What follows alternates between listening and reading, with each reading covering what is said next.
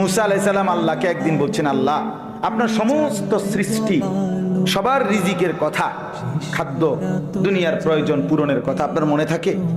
আপনি কেমনে মনে রাখেন? আপনি সকলের রিজিক কেমনে দেন? আল্লাহ তাআলা বললেন, মুসা তোমার সামনে একটা বড় পাথর আছে, তোমার হাতে লাঠিটা দিয়ে ওটাতে একটা বাড়ি মারো। তাফসিরে রুহুল মাআনিতে আমি নিজে পড়ছি, আরবি তাফসির।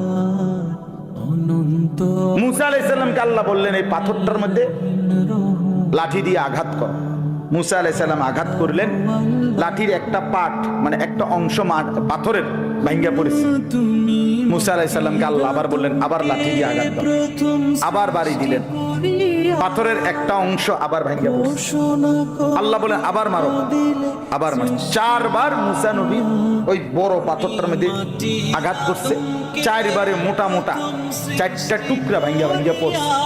এই 4র্থ বারের পরে এই 4টা মোটা মোটা টুকরার ভেতর থেকে একটা ছোট্ট পোকা বের হইছে। মুসা আলাইহিস সালাম দেখতেছে এটার মুখের মধ্যে। মুসা আলাইহিস সালাম আল্লাহকে একদিন বলছেন, আল্লাহ আপনার সমস্ত সৃষ্টি সবার রিজিকের কথা, খাদ্য দুনিয়ার প্রয়োজন পূরণের কথা আপনার মনে থাকে? আপনি কেমনে মনে রাখেন? আপনি সকলের রিজিক কেমনে দেন?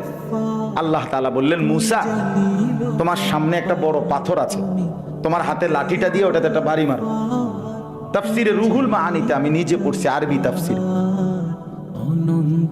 মুসা আলাইহিস সালামকে আল্লাহ বললেন, এই পাথরটার মধ্যে লাঠি দিয়ে আঘাত করো। মুসা আলাইহিস সালাম আঘাত করলেন, লাঠির একটা পার্ট মানে একটা অংশ পাথরের ভাঙ্গা পড়েছে। মুসা আলাইহিস সালামকে আল্লাহ আবার বললেন, আবার লাঠি দিয়ে আঘাত দাও। আবার বাড়ি দিলেন, পাথরের একটা অংশ আবার ভাঙ্গা পড়েছে।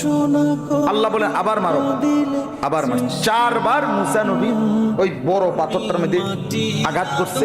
4 বারে মোটা মোটা 4টা টুকরা ভাঙ্গা ভাঙ্গা পড়ছে।